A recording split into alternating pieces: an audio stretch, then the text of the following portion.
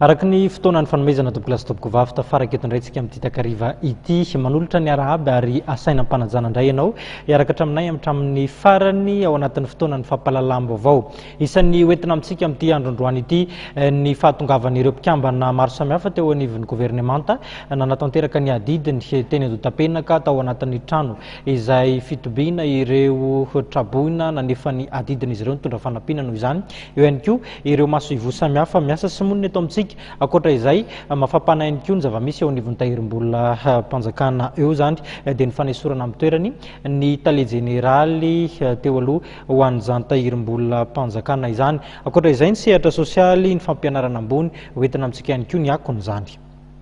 Naneho ny tsy fankasitrahany fanesorana amin'ny toerany ny tahirim-bolam-panjakana ny mpiasa tao aminy tamin'ity androany ity ka nanatanteraha hetsika Nipaka hatrany amin'ny faritra moa izany fihetsiketsehana izany ka maro tamin'ireo nanan-draharaha teo anivon'izany tahirim-bolam-panjakana izany no voatery niveri-maina tamin'ity androany ity. Nikatona avokoa ny biraoan'ny tahirim-bolam-panjakana tetỳ amin'ny foibe sy tany amin'ireo faritra tamin'ity androany ity.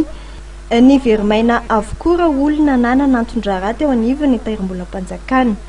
Ny roso tamin'ny fitokonana lehibe ireo mpiasa eo anivon'ny tahirim-bolam-panjakana ity tsy mankasitraka ny fanesorana ny tale jeneraly teo aloha Orlandoromanana fanapahan-kevitra izay noraisina nandritra filakevitry ny minisitra omaly.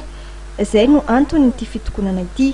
Ho azy ireo ny fanesorana ny tale jeneraly ny tahirim-bolam-panjakana teo aloha dia misy fandraisana misy fanekeny farany ny famoahana ny teti-bola 400 miliara ariary.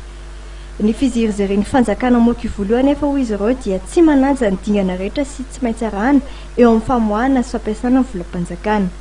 Fa matosany nisy zao grève zao dia mihoatra sago mihoatra ny loha dia ataon'le mpitantana amin'le tsy fanajana ny orthodoxie financière. Zay que problème io. Ka service minimum zany na pension na paiement ina dia tsy misy. Takin'izy ireo ny amerenana ny tale jeneraly ny tahirim-bolam-panjakana teo aloha. Tsy eken'izy ireo ihany koa ny fikasan'ny fanjakana amin'ny firosoana famindram-pahefana tanterahana raha-pitso. Raha tsy misy moa ny vahaolana ho raisy ny fanjakana manoloana ny fitakian'izy ireo dia mafy ny fitokonana ary tsy anapataperana hoy ireo mpiasa.